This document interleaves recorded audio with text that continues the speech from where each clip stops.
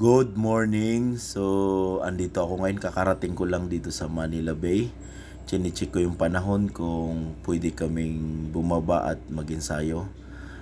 Kasi may warning si Philippine Coast Guard na may low pressure area daw. Kaya bawal ang mga dragon boat player mag-ensayo sa Manila Bay. Kaya eto, talagang tinitingnan ko yung kapaligiran, yung kalangitan. At so far, mainit naman, tapos yun, may mga tao sa paligid.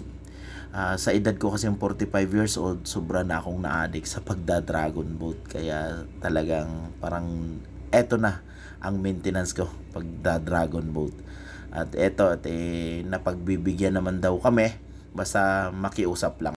At eto nga, napagbigyan kami kaya tuloy ang ligaya, ensayo. At sobrang nakaka-addict, ang sarap sumagwan talaga sa totoo.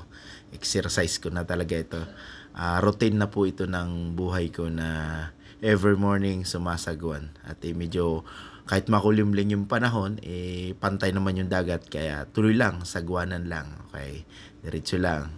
So kayo, kung gusto niyo, wala ho sa edad. Kung gusto niyo sumali, sali kayo sa Basilan Barracuda. Welcome po kayong sumagwan.